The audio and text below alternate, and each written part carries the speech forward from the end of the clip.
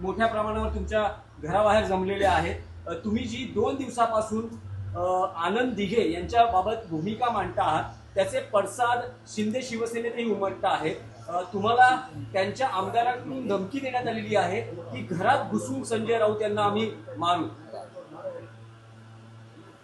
हे जे कोणी बोलतात त्यांना आनंद दिघे समजले नाही, त्यांना आनंद दिघे माहीत नाही.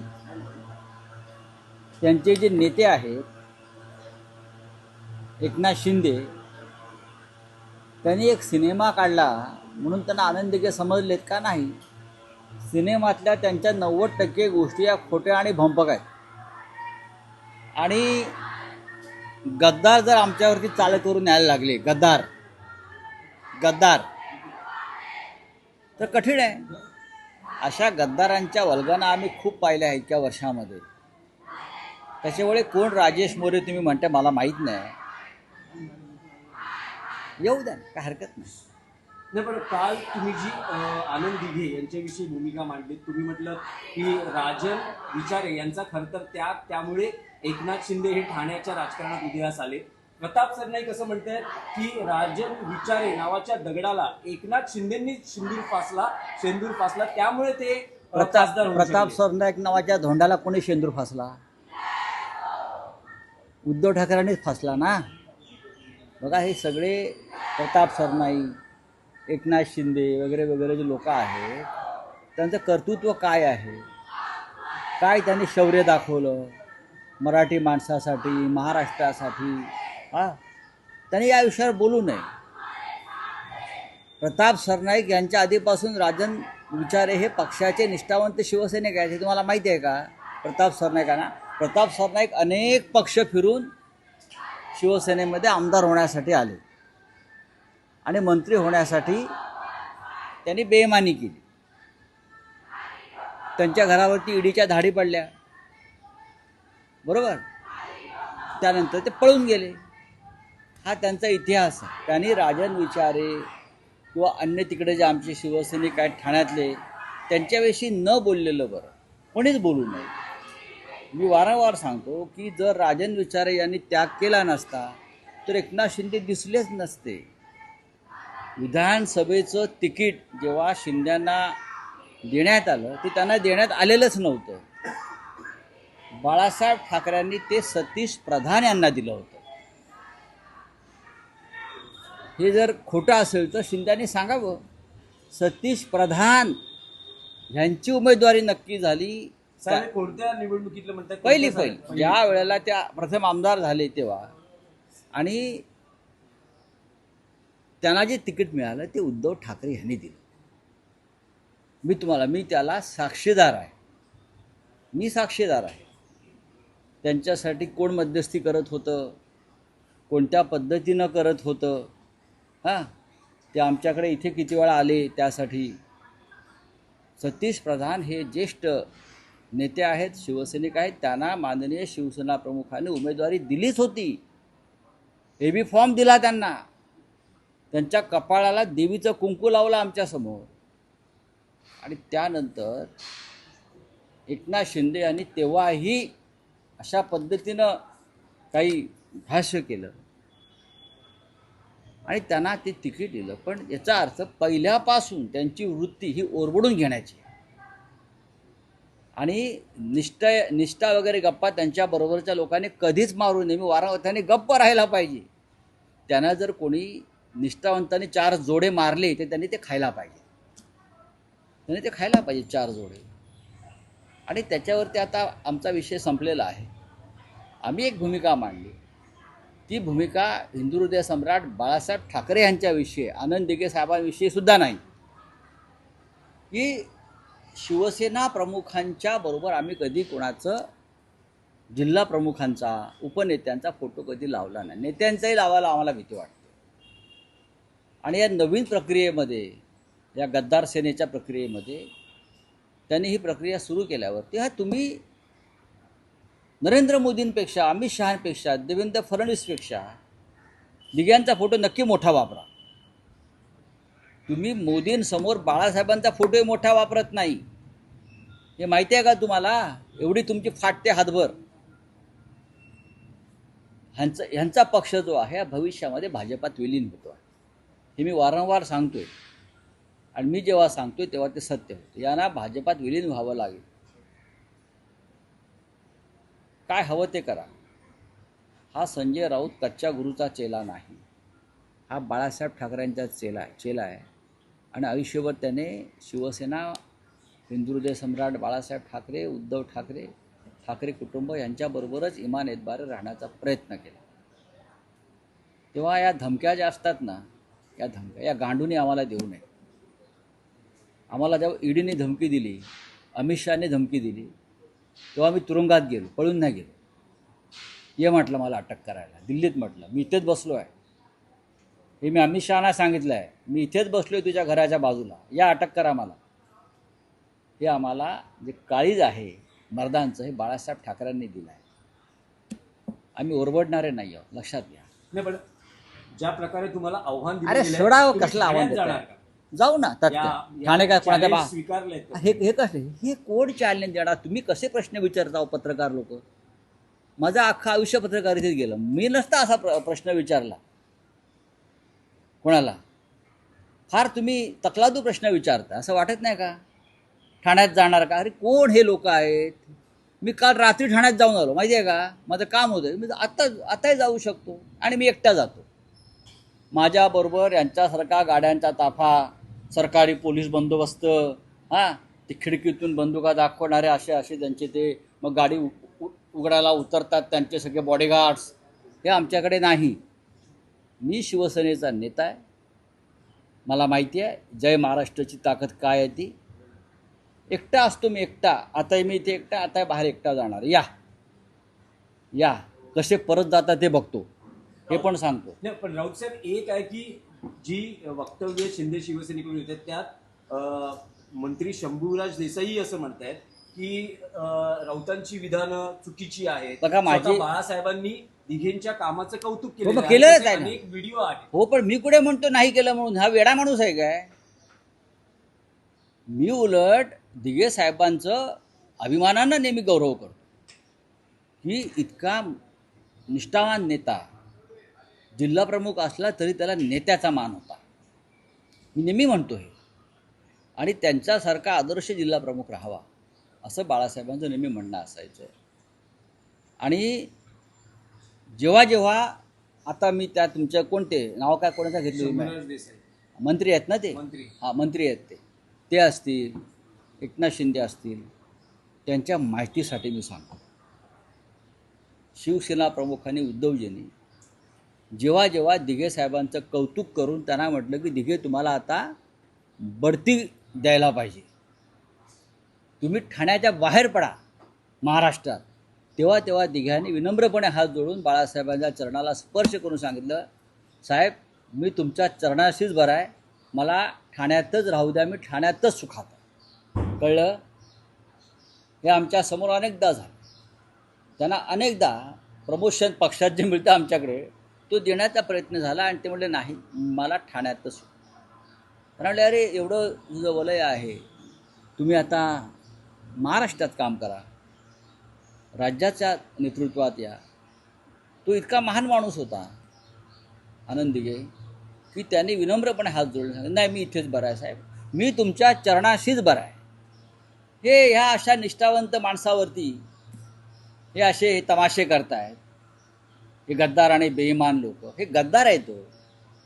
आणि यांची गद्दारी ही त्यांच्या शरीरामध्ये विषारी गुटख्यासारखी भरलेली आहे.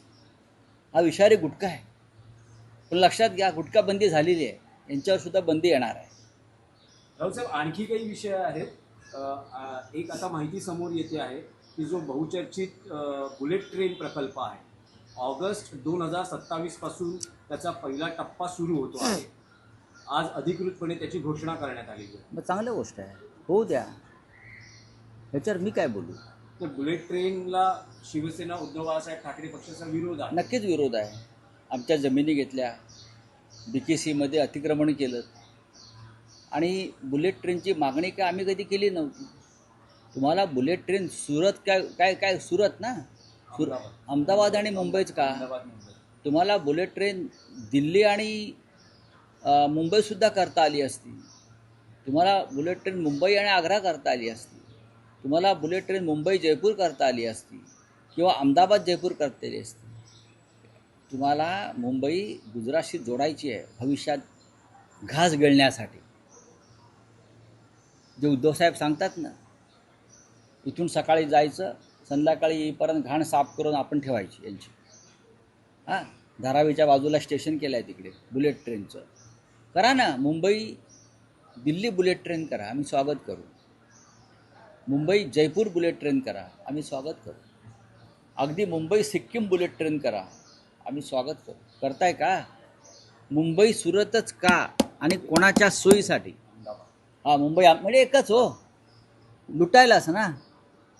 चला. नाही, पण राऊत साहेब, एका बाजूला बुलेट ट्रेन सारखा प्रकल्प सुरू होत असताना मुंबई आणि आसपासच्या परिसरात जी वाहतुकीची कोंडी आहे, एका लहान मुलाला आपला जीव गमवावा आहे ना. लागला या वाहतूक कोंडी आहे ना. आत्ता मला दादरला पूर्ण वाहतूक बघा, यंत्रणा कोलमडलेली आहे. अहमदाबाद मुंबईत एका मुलाचा मृत्यू झाला, दुर्दैव आहे.